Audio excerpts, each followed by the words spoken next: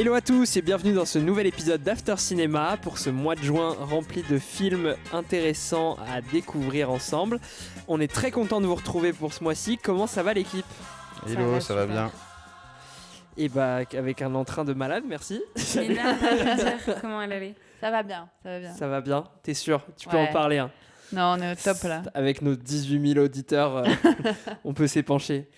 Et ben, on est parti, on commence direct dans le vif du sujet avec la rubrique que vous appréciez, attendez tous, le quiz pour ce mois de juin. Donc on aura 4 questions comme d'habitude qui porteront sur 3 des 4 films qu'on a vus ce mois-ci, avec notamment 2 questions pour F1, une question sur Avignon et une question sur Mountain Head.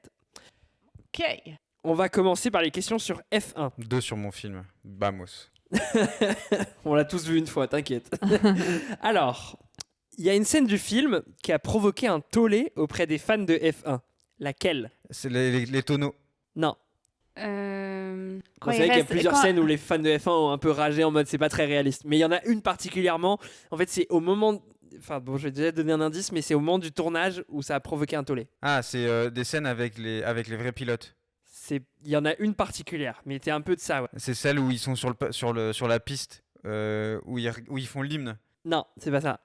Ils Il a sont sur la cassé piste. une voiture, ils ont cassé une vraie voiture. Non, c'est pas ça. Celle à la remise des trophées. Un peu pour Nina, c'est ça. C'est au Grand Prix d'Abu Dhabi, le podium.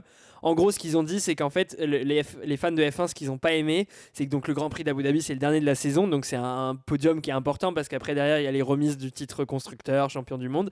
Et sauf qu'en fait, ils ont vraiment filmé un vrai podium au jour du Grand Prix. Et ça a volé la vedette du vrai podium, en fait.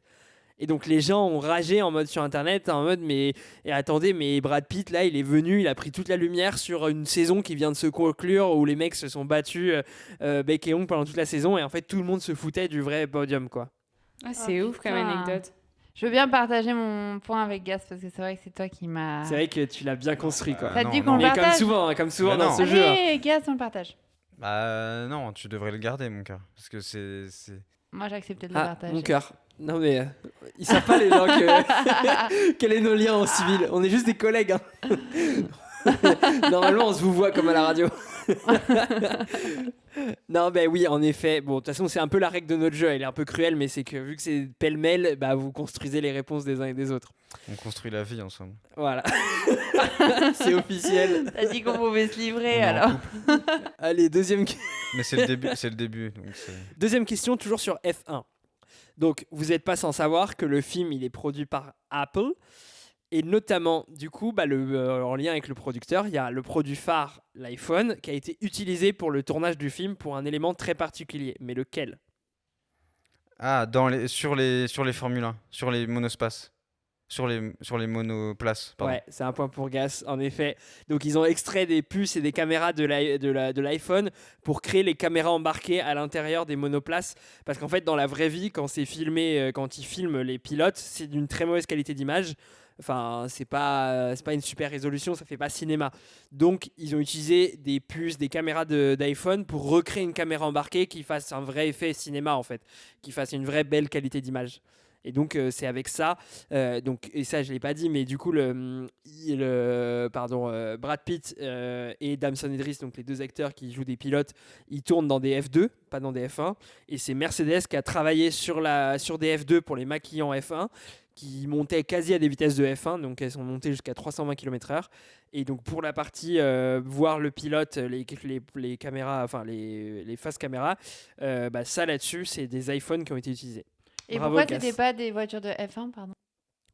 Je sais pas, je pense que je pense qu'ils auraient pas été en mesure de les conduire en fait. Je pense qu'il y a un peu ça là-dessus. Ah, parce qu'ils les ont vraiment conduites? Ouais, ils ont vraiment Ah. conduit, ouais. Ils ont vraiment eu des stages de pilotage, etc. là-dessus. Donc en fait, ils ont commencé formation sur des F3 et ils sont montés à des F2.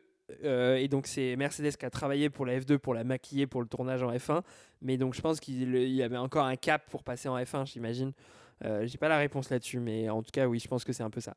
Voilà, pour un peu les coulisses de F1. Troisième question. Putain, vous avez été très fort en tout cas sur les 2 questions pour F1. Alors, on passe sur Avignon. Il y a un élément particulier dans le film qui a été conçu pour de vrai, mais lequel ? Il y a quelque chose qu'ils ont créé pour le film et qui sert dans le tournage du film, etc. Mais quoi ? Je comprends pas Je la comprends question. pas la question. En gros, il y a un élément, je vais vous donner des indices, c'est pour ça que je fais volontairement flou au départ. Il y a Non, un élément du film C'était juste pas clair. qui est fait dans le qui est fait dans le film, on va dire. Qui est fait pour le film. Normalement, qui en fait tu te dis bah en mode et en fait ils l'ont créé pour de vrai. Voilà. Bon, La pièce de la théâtre. pièce. ouais, bah voilà, c'est pour ça que j'ai fait le volontairement flou. En effet, donc ils ont pas fait toute la pièce de théâtre en entier, donc Ma sœur débarque, mais en gros ils ont expliqué Baptiste Le Caplin et Alison Wheeler, c'est qu'au début ils avaient du mal à se projeter de tourner dans une fausse pièce, et donc ils ont fait du travail d'impro pour faire au moins 20 minutes. Ils avaient 20-25 minutes de la pièce en fait, pour de vrai, qui jouait et tout, et alors qu'en réalité ils ont utilisé genre 10 secondes de la pièce pour les scènes en fait, et c'est tout le temps les mêmes scènes d'ailleurs qu'on voit dans le film, mais du coup ils ont vraiment joué 20-25 minutes en impro de Ma sœur débarque Ma pour sœur se s'incruste. familiariser. Ma sœur s'incruste, pardon, bien bravo. C'est vrai que Bravo. ça sonnait même pas trop. Ouais, je me disais. il y a un Ouais, truc Moi, non, je mais- pensais qu'il y avait ma belle-sœur débarque au début. Non, c'est vrai, c'est Ma sœur s'incruste, exactement, pardon. Je corrige. Ah, Un c'est petit fou, point par bonus contre, pour comme Nina. anecdote. J'ai vu qu'ils avaient fait un court-métrage aussi. Au départ, c'était un Ouais, court-métrage. ouais, c'était le un film. court-métrage à la base, ouais. Il Mais est sur le- YouTube en plus. Mais d'ailleurs, je sais pas si vous l'avez cette info ou pas, mais donc le réalisateur du film, c'est l'un des acteurs du film. C'est Patrick, Ah. celui qui est en couple avec Alison, enfin, qui a une aventure Ouais. avec Alison Wheeler. C'est lui le réalisateur du film. Ça, c'est marrant. Voilà. Gaspard qui vient d'avoir une illumination. C'est pas très radiophonique, mais C'est un des meilleurs persos en plus, je trouve. Bon. ouais. On en Voilà. parlera. Donc il a utilisé sa vraie expérience du off d'Avignon pour faire ce film, et il avait fait un court métrage, donc il l'a expliqué un peu en interview, qui avait plutôt bien fonctionné, et donc après il est passé au long, et il avait déjà, en fait la première version du court métrage quand il l'avait écrit ça faisait 40 minutes, donc en fait tout ce qu'il avait jeté il l'a repris pour le film, et il a écrit la suite ensuite après avec d'autres. Voilou pour Avignon.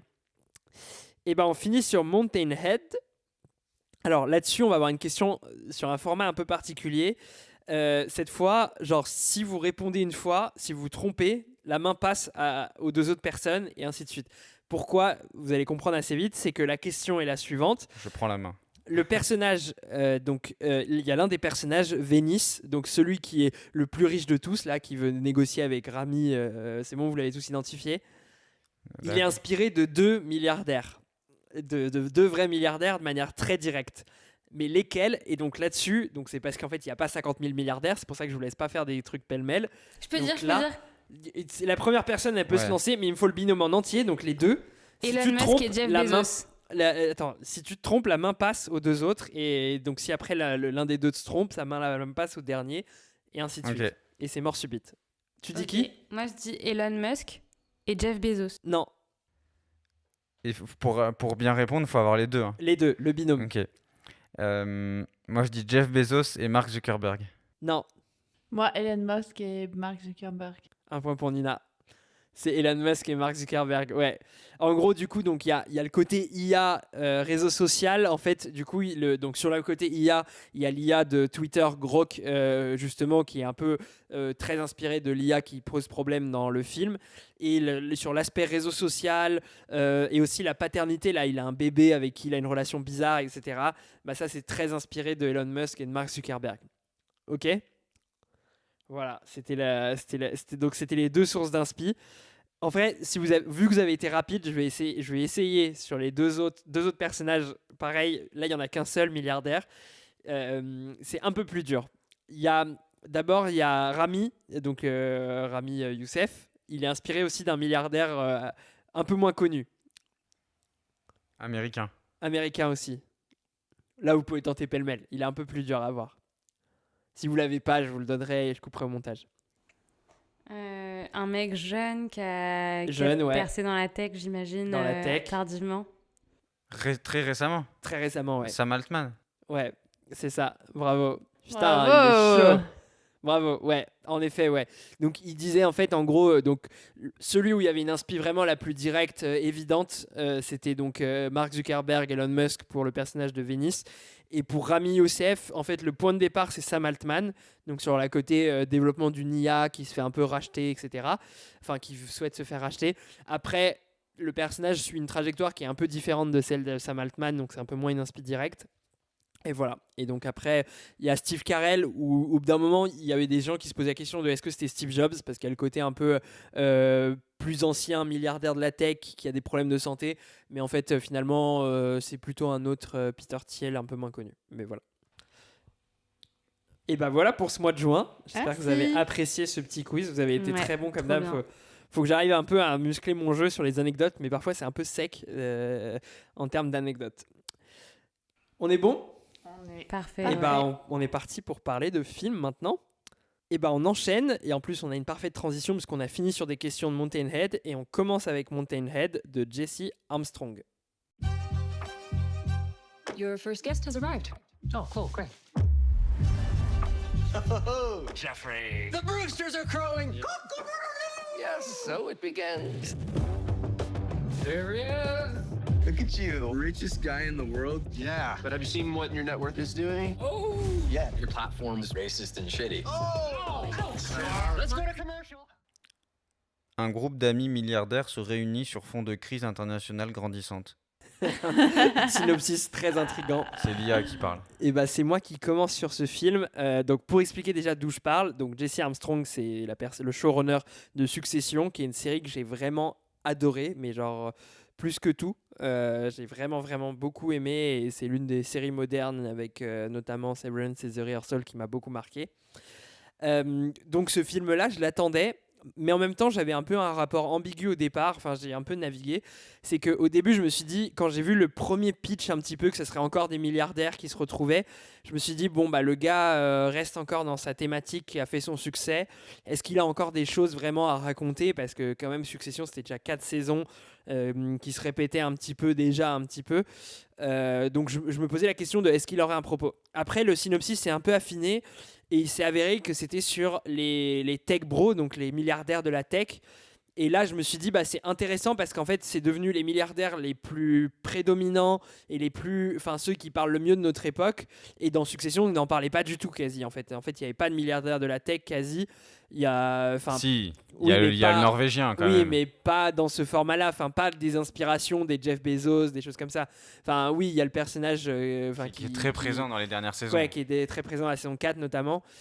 J'ai plus son nom en tête, mais oui, mais il n'y a pas ce côté tech qui revient beaucoup, tu vois. L'aspect tech bro, vraiment inspi de Elon Musk, des choses comme ça revient moins. Donc je me suis dit, bah ça c'est intéressant parce que du coup c'est un sujet quand même qui, dans notre époque contemporaine, c'est vraiment les milliardaires qu'on voit le plus, qui font plus couler d'encre. Donc je me suis dit, bah ça fait une sorte d'ajout à Succession qui est intéressant parce que du coup on repart pas avec les mêmes personnages, donc potentiellement ça peut être intéressant. Et au début ça partait pas mal parce qu'en fait les premiers plans du film, bah, ils sont dans des jets privés, donc je retrouve un peu la recette Succession, c'est les mêmes plans de gens qui sont avec leur petit personnel dans les voitures, dans les jets privés, etc. Enfin vraiment il a repris les mêmes décors, donc je m'étais dit bon bah c'est cool, au moins il revient avec la recette qu'il connaît, voilà, qui marche hyper bien. Je me suis dit bon bah voilà, il se réinvente pas, mais par contre il revient avec son plat signature avec un petit ajout supplémentaire, donc c'est intéressant. Et en fait, bah malheureusement mon constat, et c'est mon avis, après je laisserai l'équipe s'exprimer, mais pour moi c'est à des années-lumière de la réussite de Succession, c'est-à-dire que vraiment en fait j'ai quasi rien aimé dans le film et j'ai eu beaucoup de mal, mais je suis peut-être passé à côté, mais j'ai eu vraiment beaucoup de mal. Déjà sur le propos de fond, je le trouve vraiment un peu à côté des sujets par rapport à Succession qui était vraiment d'une finesse beaucoup plus intéressant, qui disait beaucoup plus de choses, qui développait des personnages plus ambigus, plus intéressants. Là je les trouve caricaturaux, je les trouve presque cartoonesques par moments, et j'ai eu du mal du coup dans leurs interactions. En plus, bon, il y avait ce côté du coup par rapport au passage de la série au film, bah, c'est que tu es obligé d'installer des personnages qu'on va voir que pendant 1h30, 1h45. Donc déjà, j'avais pas cette attache que je développe au fil des 4 saisons avec la famille Roy. Mais là, j'ai eu du mal déjà avec les personnages, la thématique de fond, le traitement, je le trouve assez caricatural, assez superficiel. Et je me suis dit, mais c'est trop bizarre parce que c'est la même personne et j'arrivais pas à comprendre qu'est-ce qu'il y avait en moins ou en plus qui a fait qu'il a complètement dérapé sur ce côté-là, parce que là, j'avais vraiment l'impression de quelqu'un qui était à côté de son époque et qui la comprenait pas complètement, versus dans Succession, je le trouvais d'un niveau de justesse impressionnant. C'est-à-dire que la saison 4, on parle des élections américaines et en fait, c'est en anticipation de ce qui s'est passé cette année. Donc, je me disais, mais un mec aussi brillant, je ne comprends pas pourquoi il se viande à ce point-là. Et en fait, après, derrière, et ça va être mon dernier point parce que je vais faire assez rapide pour qu'on puisse échanger, mais le scénario de fond, la trame en plus, il la centre sur un enjeu qui est très nul. J'ai eu beaucoup de mal avec l'enjeu, très décevant sur un côté de un peu complot de 3 contre 1. Voilà, je vais pas trop spoiler, mais enfin. Ouais, j'avais du mal, le film avait du mal à démarrer et quand j'ai vu quel allait être l'enjeu principal du film, j'ai été très déçu et donc finalement les scènes me parlent moins. Niveau dialogue, il n'y a pas cette acidité, le rire cynique que j'avais devant Succession. Donc voilà, donc j'ai eu beaucoup de mal avec le film. Je vais vous laisser un petit peu prendre la suite pour confirmer ou nuancer un petit peu. Mais voilà, pour un premier tour de table, pour moi, c'était un constat assez négatif sur Mountain Head. Mais est-ce qu'il n'est pas juste complètement à côté de la plaque sur les géants de la tech? Parce qu'en fait, ouais, potentiellement. même quand je repense à Succession et toutes les histoires autour de la boîte de la tech, c'est quand même un peu des caricatures. Genre le boss, c'est un peu un malade. Et genre, tu te rends compte qu'il a un peu, qu'il a des problèmes de comportement avec une de ses, employés. avec une de ses employées. Il y a l'autre qui est un peu son second, la brute. Avec sa barbe, enfin, j'ai un peu l'impression qu'ils sont pas très bien définis non plus dans Succession, les mecs de la tech. Mais là, c'est vraiment à son paroxysme, c'est-à-dire que c'est complètement à côté de la plaque. L'enjeu du film, il est pitoyable, genre c'est ridicule, on dirait que c'est des gosses, les mecs.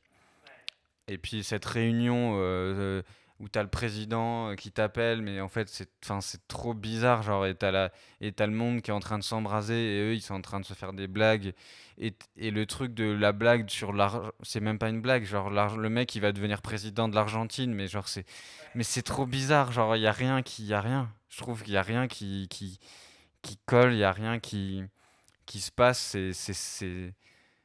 c'est vraiment terrible, hein. C'est l'un des films que j'ai le plus détesté de toute ma vie, tellement c'était terrible. Il n'y a rien qui se passe, quoi. Ouais, moi je suis hyper alignée avec vous. Je trouve que il tente un peu de l'humour, mais c'est pas du tout marrant. Moi, le fait qu'il y ait que des mecs, ça m'a aussi dérangée. Mais c'est peut-être l'objectif hein, aussi. Et en fait, moi, je sais pas si je suis d'accord avec toi, Gas, parce que je me dis, tu vois, ce genre de mecs, ils ont tellement de pouvoir qu'il y a forcément des dérives et tout. Enfin, je sais pas si il est à côté de la plaque, mais c'est vrai qu'ils te montrent que leur côté débile mental, alors qu'il y a forcément d'autres choses. Alors que c'est des mecs qui sont, pour en arriver là, c'est des putains de génies, les mecs. Ouais, bien sûr. Enfin, tu vois, forcément. Genre, aujourd'hui, Mark Zuckerberg, c'est un triple con, mais genre, dans sa vie, ça a été un fucking génie, tu vois. Mais après, moi, ce que je trouve, c'est qu'en plus, je trouve que le film, il est en 2 temps. Donc, il y a quand même tout ce premier temps où tu fais hyper chier quand t'attends qu'ils arrivent les uns après les autres et tout. Et après, il y a la deuxième partie qui a un véritable craquage où il a essayé, je sais pas, on dirait qu'il a essayé de faire un délire à la Parasite. Enfin, je sais pas où est-ce qu'il est parti, mais il est parti hyper loin et en fait, ça marche pas bien. En fait, c'est un peu violent, genre c'est un peu... Et tout est... Enfin, je sais pas, j'arrive pas trop à expliquer, mais tout est pas à sa place et tout est un peu affligeant. Mais il a essayé de jouer sur la lâcheté un peu des personnages qui osent pas faire le truc qu'ils veulent faire entre les trois et que ça devient... C'est gaguesque en fait, c'est qu'il essaie de faire des gags. Ouais, mais c'est gênant. Il essaie de faire des gags, mais du coup, j'y crois pas du tout, quoi. Et genre, les trucs au petit-déj et tout, ils ont signé un accord, mais genre, c'est complètement débile, genre. Ah, mais la fortune écrite sur leur torse, mais...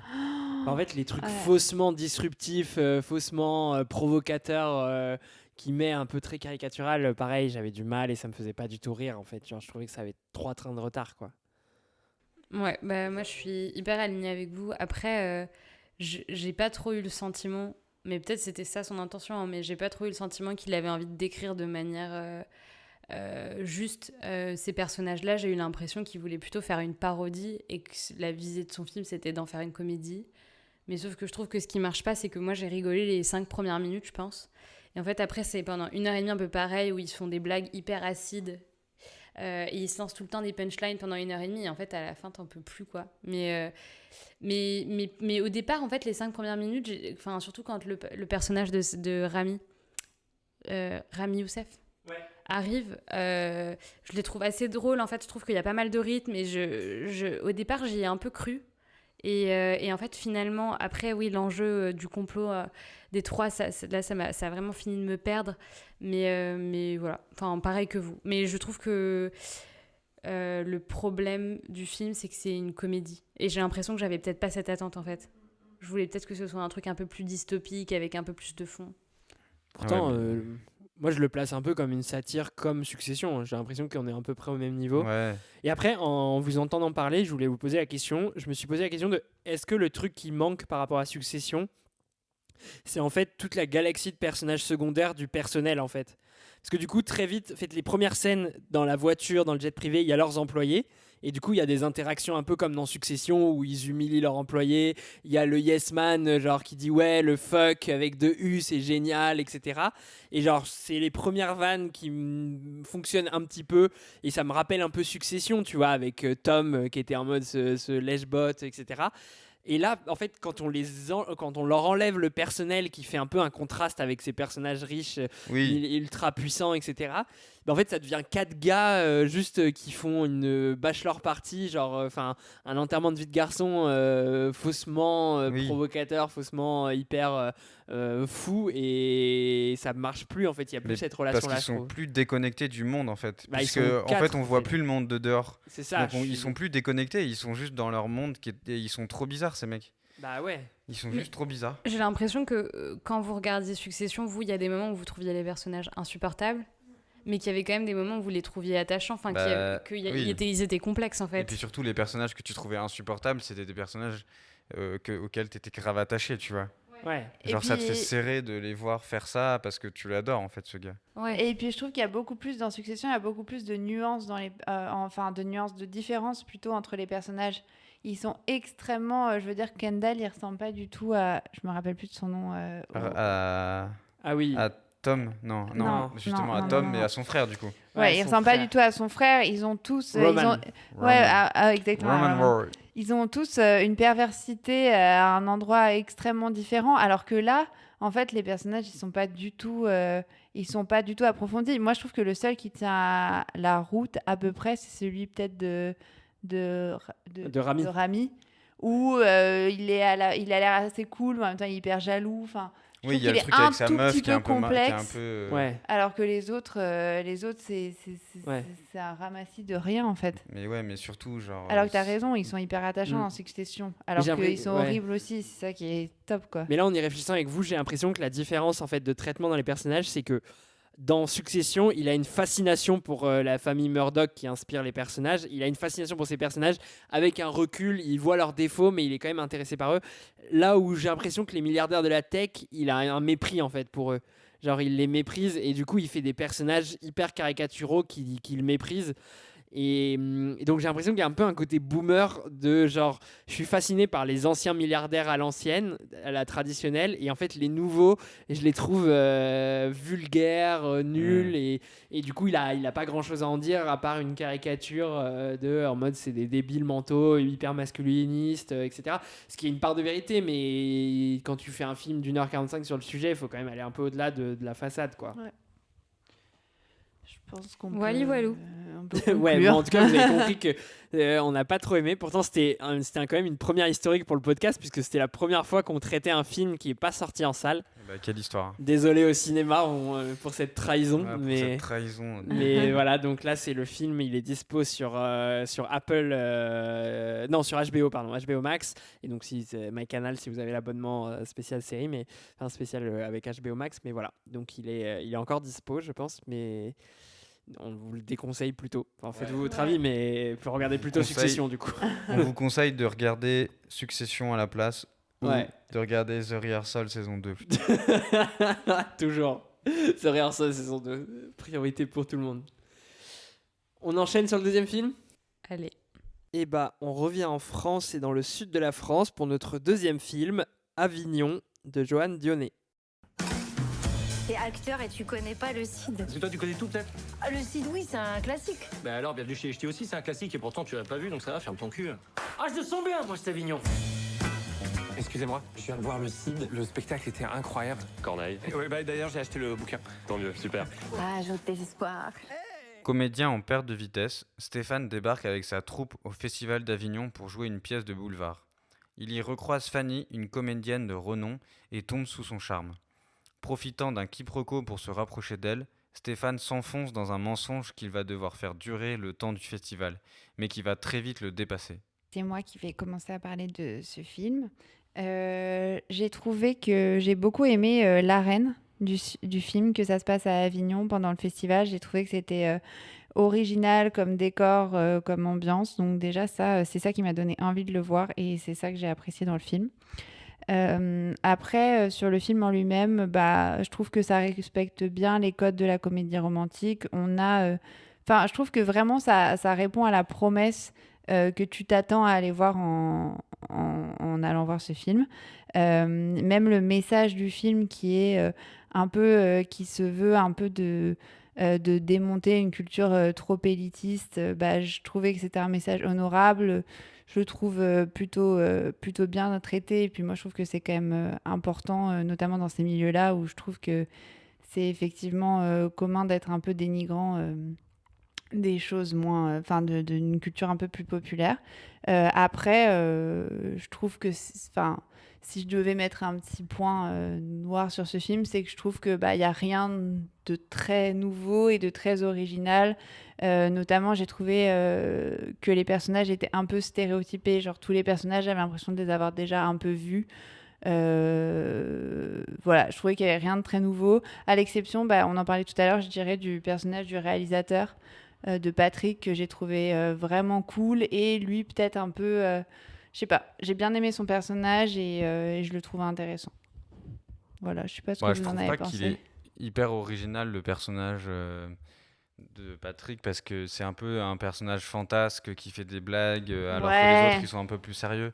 Et du coup, le coup, c'est plus lui que j'avais l'impression d'avoir déjà vu plein de fois dans les films. C'est le mec qui fait des blagues et qui est un peu con et qui est un peu à côté, et tu l'aimes bien parce qu'il fait des blagues de cul et tu vois, il fait des blagues un peu potaches, quoi. Enfin, c'est pas lui que j'ai trouvé Non, mais t'as raison, je sais pas s'il est original, mais en tout cas, je le trouve, je l'ai trouvé sensible, je l'ai trouvé attachant. Alors que, genre, le mec qui dirige la troupe, qui galère avec sa thune, on l'a quand même vu beaucoup de fois. Le personnage principal qui est genre un grand enfant qui a jamais su grandir, voilà. Ouais. L'acteur qui joue le metteur en scène, il est quand même génial, moi. Ouais, l'acteur, il est génial. Hein. On l'avait vu dans Nous les Leroy aussi, qui joue un rôle, mais là, je le trouve encore mieux là dans celui-là. Ouais. C'est vrai que lui, moi, c'est mon personnage préféré de la série. Du film. Le metteur en scène. Ouais. Mais tu vois, même elle, la fille jolie, mais au fond un peu prétentieuse, genre, bon...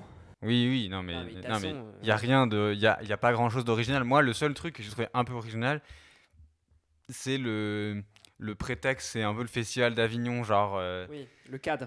Le cadre, c'est que je trouve que c'est marrant et c'est une bonne idée de faire ça et de faire un film sur le festival d'Avignon. Moi, je connais rien d'autre dans le cinéma qui parle de ça ou même dans la série.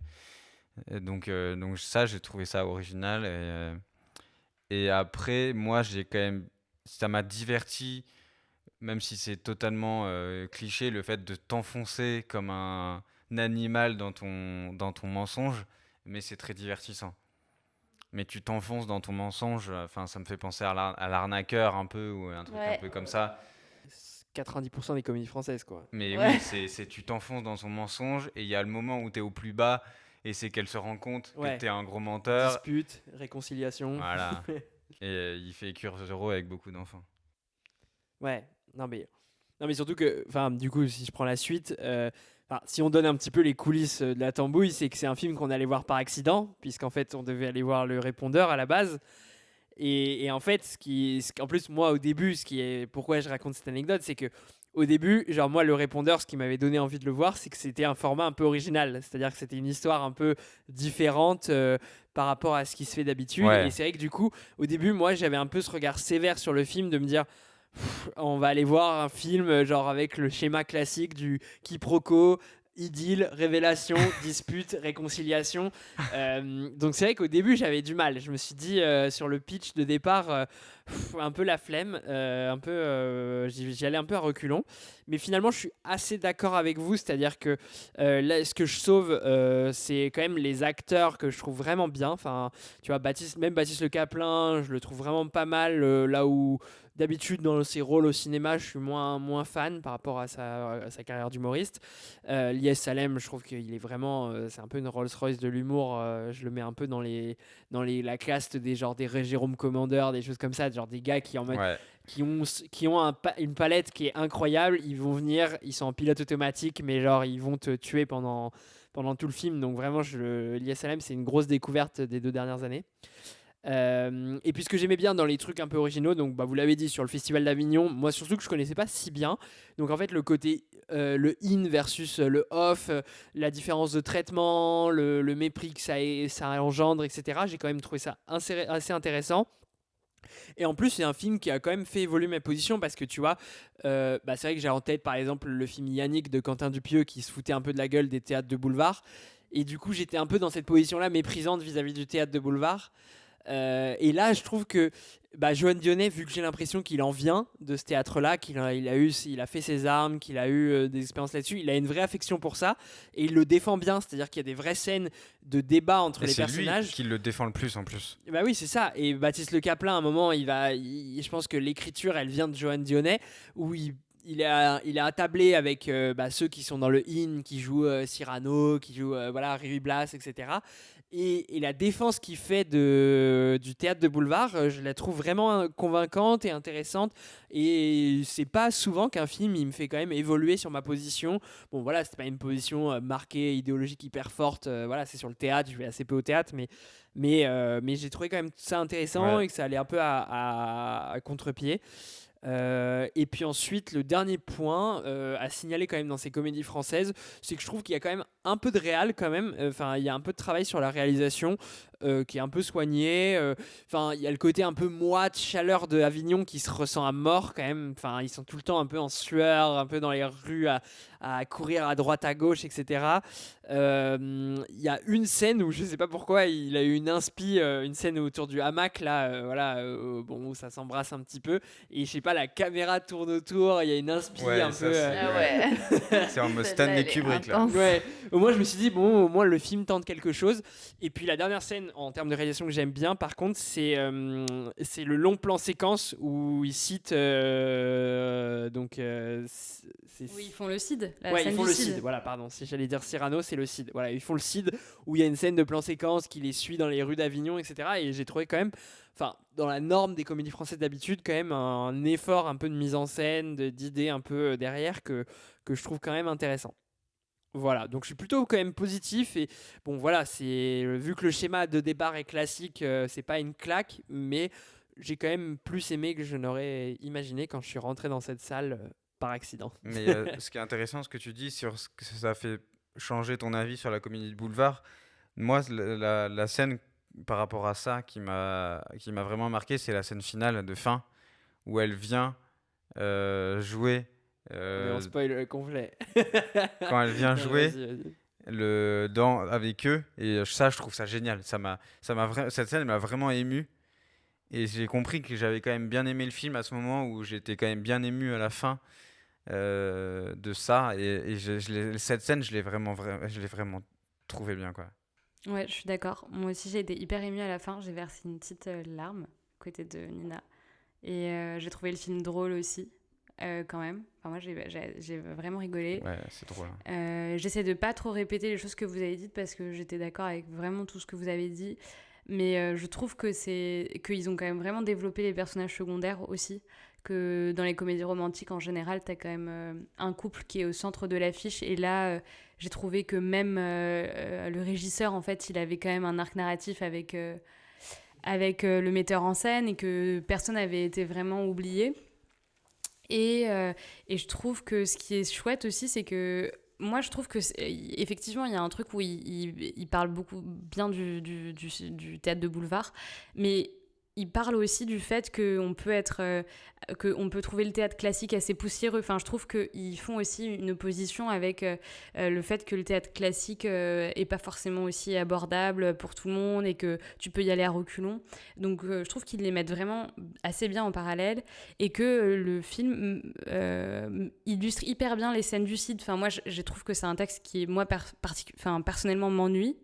Et de le voir dans le film qui pouvait être mis en scène, où il y a un moment, il y a juste avant le truc de ping-pong, il cite le CID, Patrick, je sais pas si vous vous souvenez, et il regarde Baptiste en lui disant qu'il devrait en gros regarder ce qu'il a devant lui, plutôt, se servir de ses outils plutôt que d'essayer de vouloir impressionner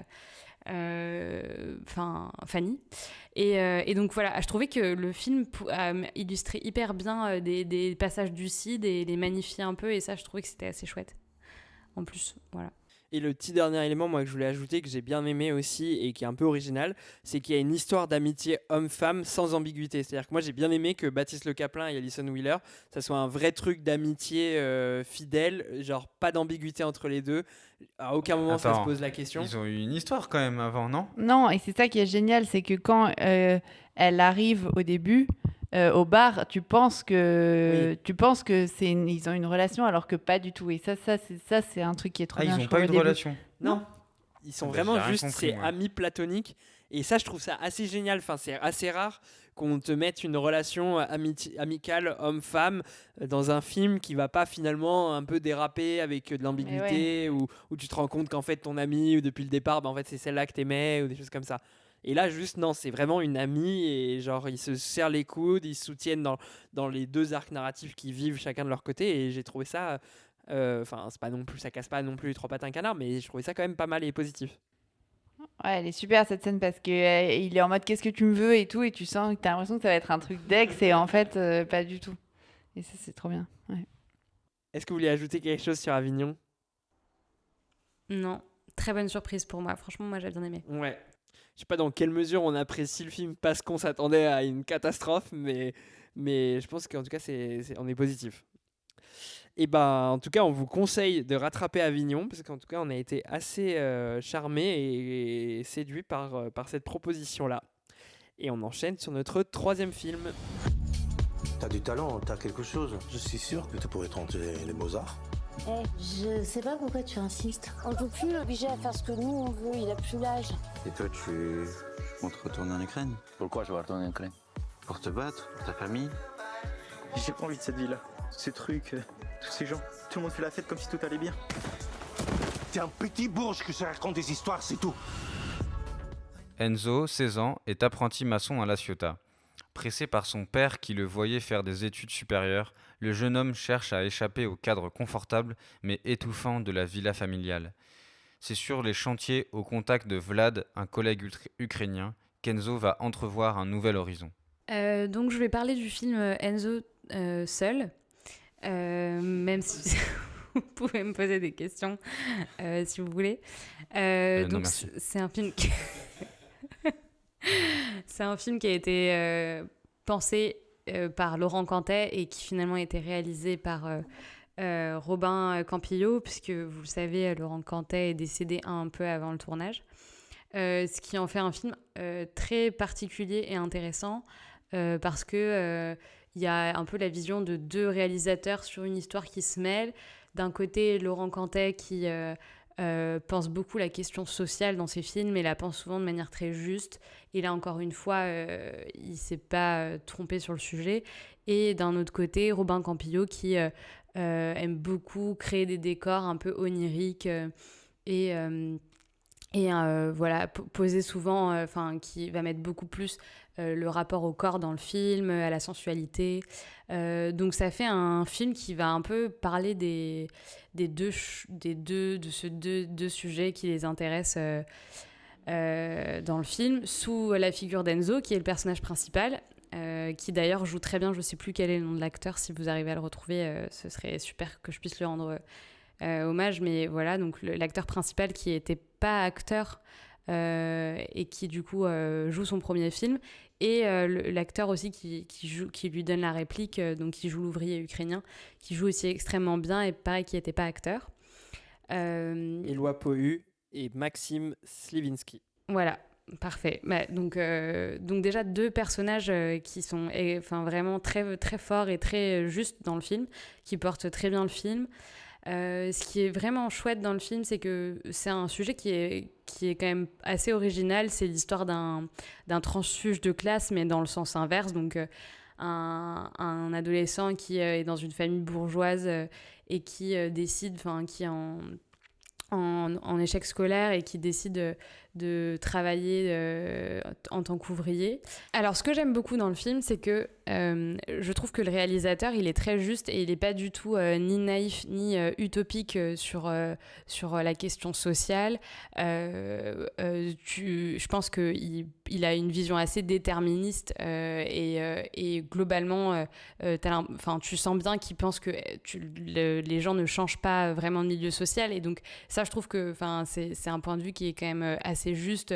Et surtout, en fait, il arrive aussi à faire entrer les figures des parents dans le film, mais les parents sont pas du tout caricaturaux. Je trouve qu'ils accompagnent en fait l'enfant de manière assez juste, tout en étant assez inquiets pour lui. Ils sont inquiets sur des questions qui sont des questions bourgeoises, mais qui sont assez fines, c'est-à-dire dans le film, il y a beaucoup la question du corps, du fait que son travail abîme son corps.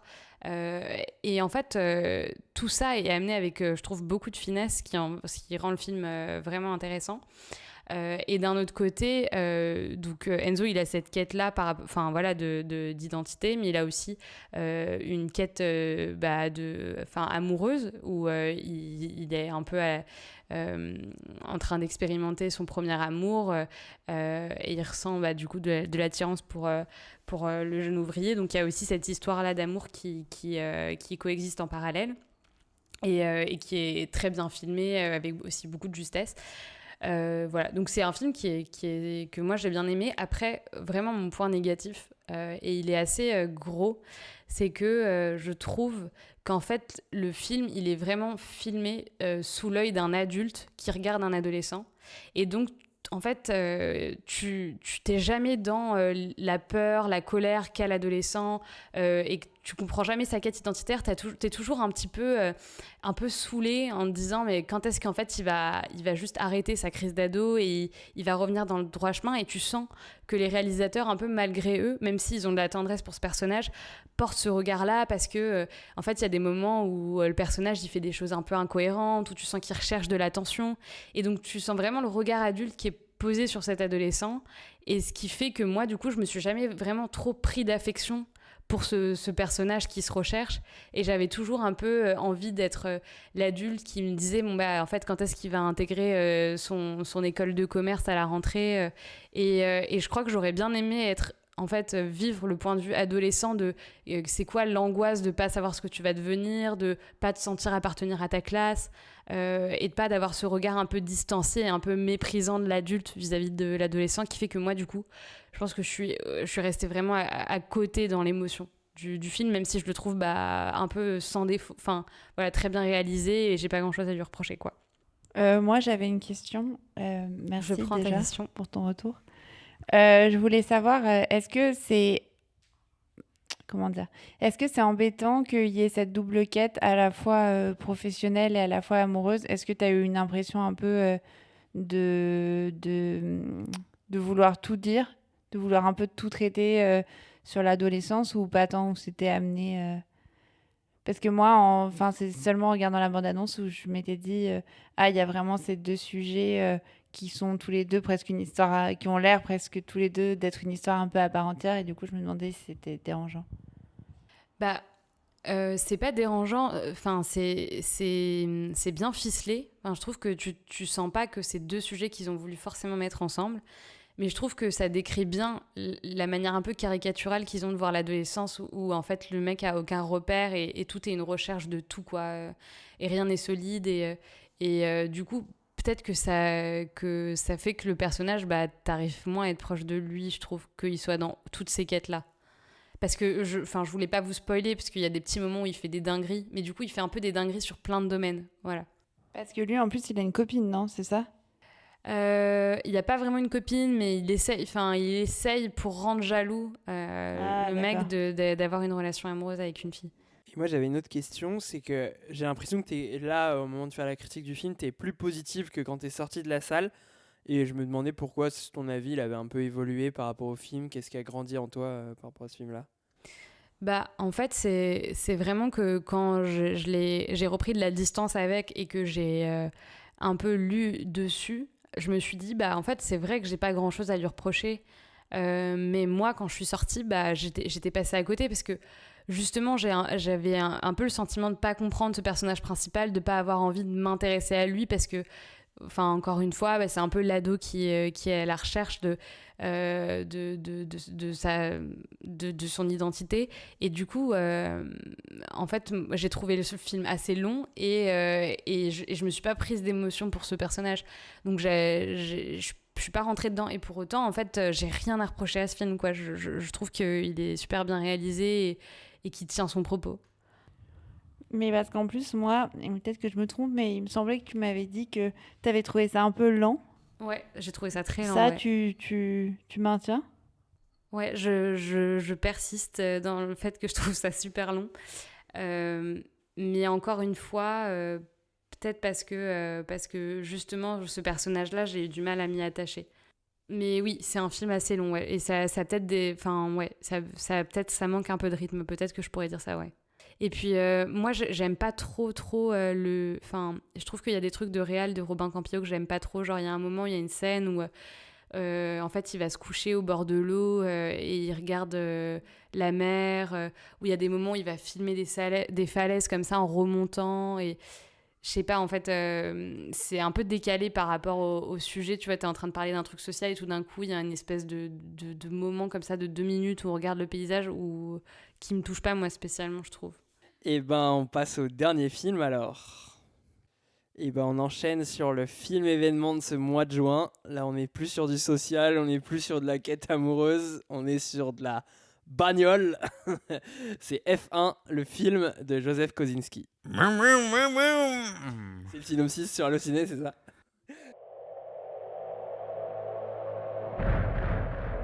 Some people look at Sonny Hayes. They see a guy who lives in a van, a gambling junkie who missed his shot, the best that never was.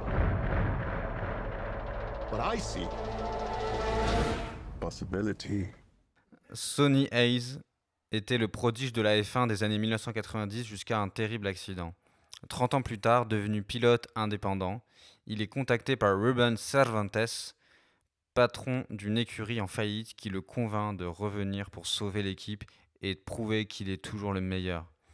Aux côtés de Joshua Pulse, diamant brut prêt à devenir le numéro 1, Sonny réalise vite qu'en F1, son coéquipier est aussi son plus grand rival, que le danger est partout et qu'il risque de tout perdre.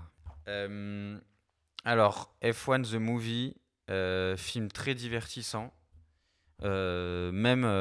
qui plaît même aux fans de Formule 1, alors que tu pourrais croire que, vu qu'il y a pas mal de clichés sur la Formule 1, pas mal de choses un peu grosses, c'est quand même pas mal. Bon, je m'inclus pas dans les gros fans de Formule 1, même si je suis un pseudo petit fan de Formule 1. En tout cas, ce film, sur moi, il a beaucoup marché. J'ai bien aimé être dans le circuit, dans les monoplaces, dans les tribunes, sur les drones, sur les grues, au plus proche de la voiture. J'ai trouvé que ça fonctionnait bien. Au niveau esthétique, ça fonctionnait bien, sauf quand il y a 3 tonneaux et que tu sors un boug en feu de ta monoplace. J'ai trouvé que ça fonctionnait bien, même si les moments avec les vrais gens, les vrais pilotes, c'est un peu kitsch, mais du coup, c'est assez décalé, et moi, ça m'a un peu fait rire. Mais en vrai, je trouvais ça un peu ridicule, je pense.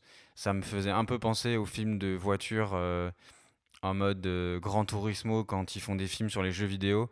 Et en fait, il y avait pas mal de moments où je trouvais que c'était des cinématiques de jeux vidéo, où en mode, ils te font croire que tu es dans le championnat de Formule 1, alors qu'en fait, tu joues à ton jeu vidéo, quoi. Mais bon, bref, ça, c'est plutôt les trucs niveau esthétique qui m'ont déplu. Mais sinon, globalement, c'est du grand spectacle, quoi.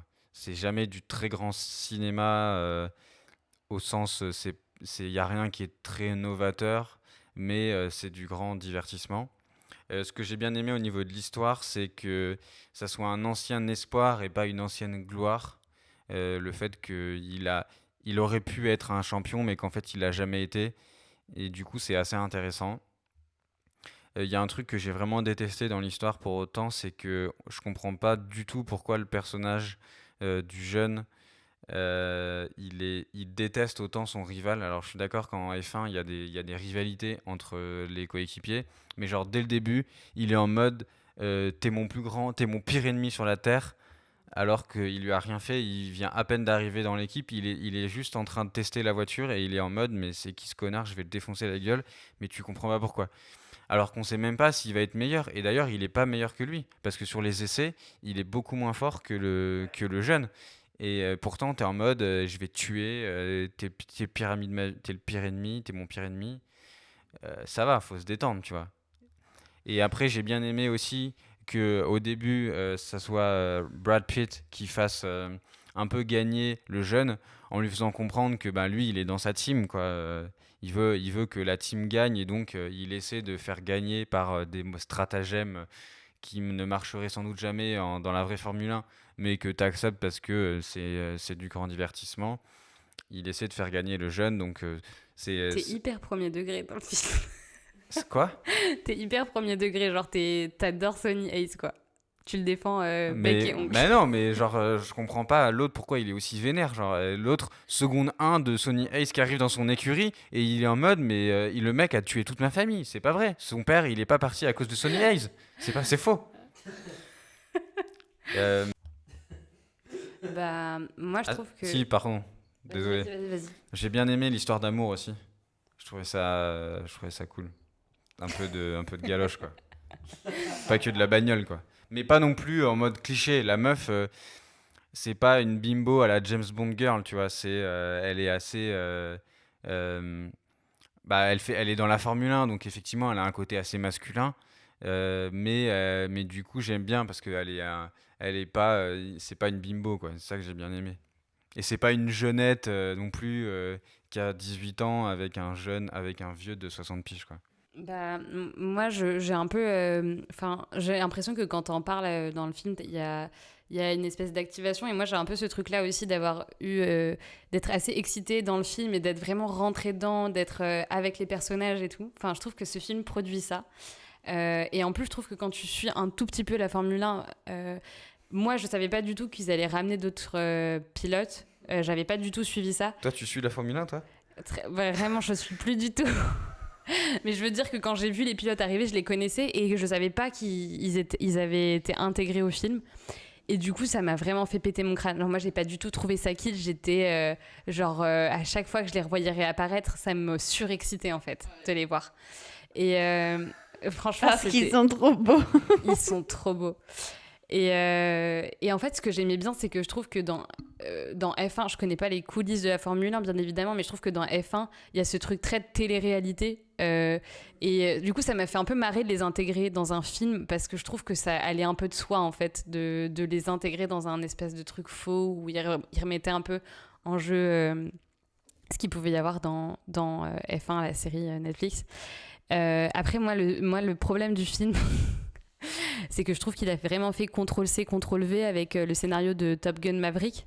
Et c'est quand même le même réal, quoi. Et c'est vrai que je trouve qu'il faut juste avoir la décence de changer quelques trucs, quoi, du scénario. Parce que là, c'est vraiment... Si, c'est pas le même outil de travail. Là, c'est une Formule 1 et Top Gun, c'était des avions. Et c'est ça. Et je me dis, mais heureusement. C'est la seule différence. Et heureusement qu'il y a ça. Parce que sinon, c'est genre le vieux loup des mers qui revient donner une fessée au jeune, le jeune qui est un... En vrai, je suis pas forcément d'accord parce que dans Top Gun Maverick, Mr. Tom Cruise, c'est le plus grand pilote de l'aviation marine des États-Unis d'Amérique. Alors que là, Sonny Hayes, ça n'a jamais été une gloire. Ouais, c'est vrai, il y a ça qui change un peu. Personne le connaît, ce gars. Mais j'ai l'impression que tout le monde le connaît, mais en même temps, t'es pas censé le connaître, ce gars, parce que Il gagne des courses un peu anonymes, quoi. Oui, côté, il gagne quoi. des courses anonymes, genre c'est personne ce gars, tu vois. Il gagne quand même c'est Le Mans au début ? Non, c'est Daytona. Non, c'est Daytona, oui, pardon. Ouais, quand même Daytona qui est un gros truc quand même. Il gagne Daytona quand même.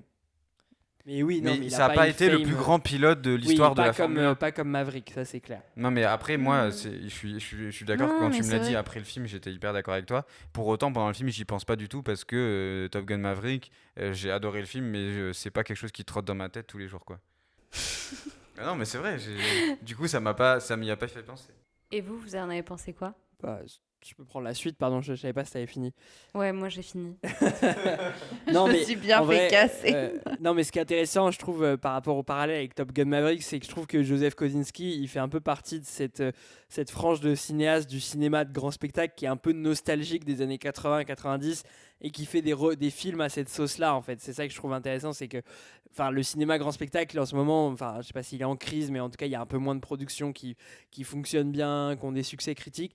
Et c'est vrai que Top Gun Maverick comme celui-là, ils sont un peu en mode on va revenir un petit peu aux recettes d'origine des films des années 90 avec en plus les mêmes acteurs, c'est-à-dire qu'ils n'ont même pas renouvelé les acteurs, c'est-à-dire que c'est vraiment les gloires des années 80-90 qui ont bien vieilli, hein. Tom Cruise et Brad Pitt ont vraiment très bien vieilli et donc on les reprend et on leur remet leur gloire comme ça, de cette manière-là, avec une vraie nostalgie de leurs grandes heures, etc. Mais sinon, je trouve que je suis assez d'accord avec vous en termes de grand spectacle. Moi, j'ai l'impression que ça fonctionne bien. Bon, évidemment, le scénario est vraiment pas foufou et pas incroyable. Mais par contre, moi, là aussi, où je note vraiment un point important, c'est que les 40 minutes sur les 2h30 de film qui se passent en course, je les trouve vraiment bien. Je trouve qu'en termes de réalisation, il y a des vraies idées. Les plans sur les F1 qui se battent, les dépassements, etc. Bon, il faut quand même suspendre son incrédulité parce que si tu connais un peu la F1, les scénarios des courses sont vraiment pas crédibles du tout. Mais quand même, je trouve que ce qui se passe en course est à chaque fois assez passionnant, tient bien le rythme, ça fonctionne bien. En dehors des courses, c'est beaucoup plus compliqué. Je trouve qu'au niveau dialogue, la manière dont ils se draguent, Brad Pitt et puis la directrice de l'écurie, les échanges avec JP, le jeune, la rivalité, etc., pour moi, ça fonctionne pas de malade. Mais je l'accepte parce qu'en fait, c'est un peu les ingrédients nécessaires, tu vois, genre... Bon, voilà, il faut qu'il y ait une histoire d'amour au milieu, il faut qu'il y ait cette rivalité jeune-vieux... Bon, voilà, c'est un peu les tropes et donc je les accepte, mais là où le film, je trouve, va un peu plus loin, c'est quand même en course où je trouve qu'il a, en termes de réalisation, de spectacle, ça va assez fort et j'ai vraiment aimé certaines scènes.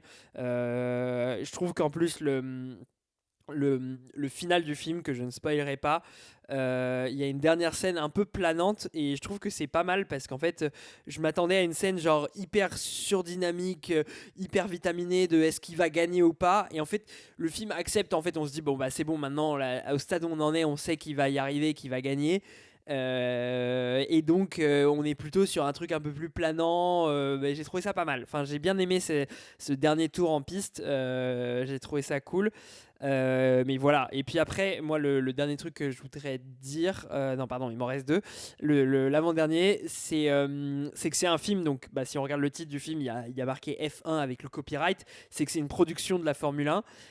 Mais pourtant, je trouve pas que c'est un objet promotionnel de la F1, genre hyper lisse, sans sel ni sucre. Je trouve quand même qu'ils ont une liberté et que, par exemple, le personnage de Sonny Hayes est quand même un roublard qui triche un peu, qui est limite à la triche, tu vois. Et je pense que si c'était une production F1 qui était vraiment contrôlée par F1, ça aurait été un truc beaucoup plus lisse, avec un personnage beaucoup plus lisse. Je pense pas que ça aurait été Sonny Hayes, le personnage principal, et même le scénario du film, il n'aurait pas été celui-là, parce qu'on est quand même sur... Les scénarios des courses donnent pas vraiment envie de regarder forcément de la F1 après, quoi. Donc ça, j'ai quand même trouvé ça intéressant parce que j'avais un peu une crainte là-dessus. Je me suis dit bon, il y a la F1 qui est un peu derrière, il y a Lewis Hamilton, Mercedes qui sont qui sont à la production. J'avais un peu peur que derrière ça soit très contrôlé, très aseptisé, et ça ne l'est pas. Donc ça, je trouve ça pas mal. Et après, moi, le dernier truc sur lequel je vais finir, bon, Gaspard et Nina ne seront pas d'accord avec moi parce que je leur ai déjà recommandé ce film et ils n'ont pas aimé. Mais si vous avez aimé ce film-là, ou même si vous voulez voir d'autres films sur le monde de la F1, de l'automobile, moi, il y a un film que j'adore, qui est de Ron Howard, qui est Rush, qui raconte notamment l'histoire entre James Hunt et Niki Lauda. Et moi, c'est mon film de F1 préféré. Et un autre film avec Tom Cruise qui n'est pas dans la F1 mais qui est à Daytona, qui est Jour de tonnerre, qui est aussi génial, enfin qui est vraiment très très bien. Pareil, c'est un peu dans le même registre. Donc voilà. Donc si vous avez aimé ces deux-là un peu de grand spectacle, moi je vous recommande Rush et Jour de tonnerre. Et moi je recommande Le Mans 66. Ah bah oui, bien sûr. Le seul, l'unique. Incroyable. Et moi, je vais essayer de pas vous répéter. Moi, je suis extrêmement enthousiaste sur ce film. Déjà, par rapport à Top Gun, en fait, je trouve qu'il partait quand même d'une marque qui fonctionnait déjà bien. Alors que là, j'allais dire, les films précédents comme Rush... non, parce que moi, j'avais pas du tout aimé Rush. Et là, pour le coup, j'ai trouvé ça vraiment... Enfin, j'ai trouvé que c'était un film hyper divertissant. J'ai trouvé que... J'avais peur, moi, je trouve, dans ce genre de film, justement, les films de gros divertissement, je trouve que les intrigues secondaires, elles sont souvent amenées de façon un peu artificielle et tout. Et là, je trouvais que, justement, cette histoire d'amour, forcément, il faut qu'il y ait une histoire d'amour, mais je trouvais qu'elle n'était pas très présente. En fait, on n'en fait pas un énorme sort de cette relation entre deux. J'ai adoré comme Snéha que les vrais pilotes soient là. En fait, je pense qu'au début, j'ai eu besoin à plusieurs moments d'un petit temps d'adaptation où je me disais un peu what the fuck. Et en fait, après, je trouvais ça hilarant. À chaque fois que je les voyais, mais c'était vraiment fou rire. Et en même temps, en fait, ce que j'ai adoré dans ce film, c'est qu'il y avait plein de moments où c'était assumé que c'était pas du tout crédible, donc je trouvais que c'était pas dérangeant. Et à d'autres moments, je me remettais dans un truc plus crédible où je trouvais ça intéressant, par exemple de voir des plans de course ou de voir des choses où, par exemple, dans les documentaires sur la Formule 1, on a accès à plein de trucs, mais ça insiste pas mal sur le côté gossip. Et il y a quand même tout un pan de la Formule 1 que tu vois pas du tout, justement dans ces trucs techniques, dans ces trucs de plans avant-course et tout. Et ça, je trouvais que, même si j'imagine que le réalisme est parfois à revoir, je trouvais que le film, il était aussi intéressant sur ça. J'ai adoré la réalisation. Comme vous, les séquences de course, au début je me disais mais en fait ça sert à quoi que je regarde ça alors que genre tous les week-ends on peut regarder un truc qui a vraiment un enjeu, et finalement après j'étais complètement prise dedans, mais notamment parce qu'en fait c'était n'importe quoi, parce que tu te disais en fait ça n'arrive pas en vrai, donc c'est marrant, et ils font quand même un peu du sensationnel. Surtout que c'est pas tous les week-ends. Oui, là par exemple c'est une pause de 3 semaines, c'est interminable. Ok, après je vais avoir une question à ce propos. Et voilà. Et après, sur Brad Pitt, j'aime bien aussi son côté un peu... je vais faire un mini spoiler, mais j'aime bien le côté un peu Lucky Luke à la fin, un peu vieux baroudeur qui n'aime que la course. Moi, c'est des trucs que j'achète dans ce genre de trucs où je trouve que c'est la formule, et sur moi, elle fonctionne. Après, j'avais une question par rapport à ce que Gas a dit au début.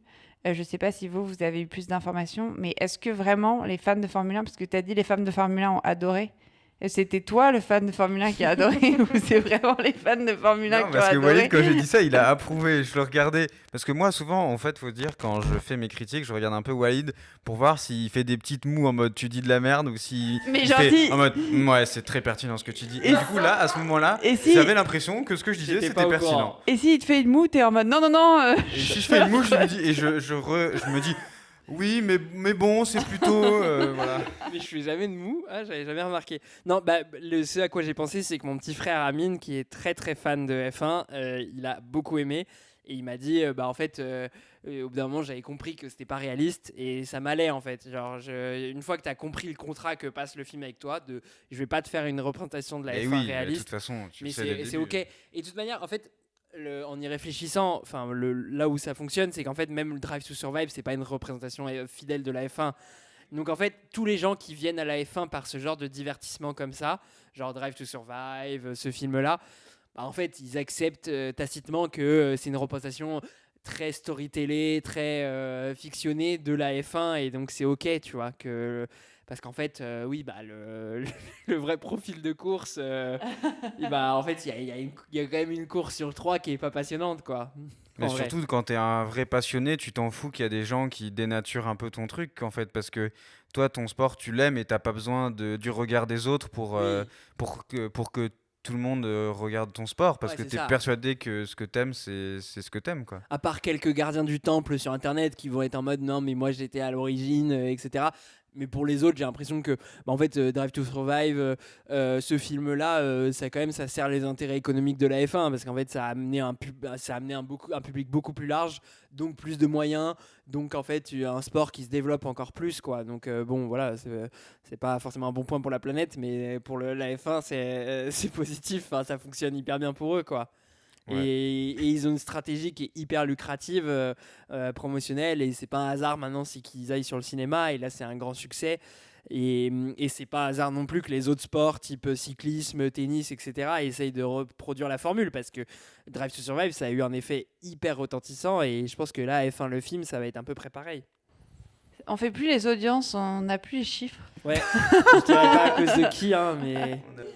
T'as pas besoin de ça pour gagner, ma belle. Non, mais d'ailleurs, moi je les avais regardés, mais j'ai plus les chiffres en tête. Mais par contre, ce qui est impressionnant, c'est que je sais plus combien d'années, mais c'est un record pour un film original, donc qui n'est pas issu d'une saga préexistante en termes d'entrée. Donc ça a été un carton, le film.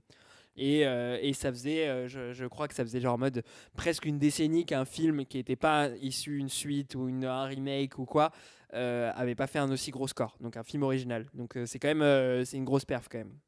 Et surtout, j'ai une dernière question pour finir. Détrompez-moi les fans de Formule 1, mais sur les trucs en fait pas très crédibles, ils reprennent des règles un peu de la Formule 1, non ? Enfin, ils se servent des trucs de safety car, font des trucs qui sont un peu absurdes quand tu connais pas la Formule 1 et que tu commences à regarder. Enfin, tu sais, toutes ces choses qui peuvent changer une course. Oui. Bah, ils se basent sur des vrais trucs, de toute façon. Mais oui, ils vont grossir des traits de trucs qui existent et qui sont des règles vraiment très spécifiques et des fois un peu... Bah, du coup, je pense que pour les gens qui connaissent pas trop la Formule 1 et qu'on t'amène des trucs un peu techniques comme ça, safety car, t'en as déjà entendu parler, tu sais pas trop comment ça fonctionne, mais tu sais que ça existe, et du coup qu'on te la ramène et que ça te fasse des règles un peu cheloues, bah, je pense que ça peut fonctionner, tu vois. Est-ce que vous voulez ajouter quelque chose ? Ça va, merci. Je pense que c'est bon, on a fait le tour. Et on va conclure. Le tour du circuit. Et rendez-vous au premier virage au mois de juillet. Et on se donne rendez-vous au mois de juillet. On a un programme que je vais pouvoir vous annoncer puisqu'il est déjà établi et qui est hyper prometteur, puisque on va parler de l'accident de piano de Quentin Dupieux. Suspense de est-ce qu'on va aimer ou pas. Superman de James Gunn. On parlera de Matérialiste de Céline Song. Et le dernier, le dernier qui m'échappe, c'est Eddington de Ari Aster. Putain, j'arrête pas de l'oublier. Eddington de Ari Aster. Donc 4 films événements. Donc on a très hâte. On vous donne rendez-vous. Je sais pas exactement quand sortira l'épisode de juillet. On va voir quand on l'enregistre. Mais donc vous aurez l'épisode de juin. L'épisode de juillet qui sortira. Ensuite, on fera une pause pour le mois d'août et on se donnera. Et ensuite, on repartira sur le mois de septembre. Je crois que c'est à peu près ça le programme. Ouais. Et voilà, merci à tous et à toutes. Merci à tous. Et salut. Salut.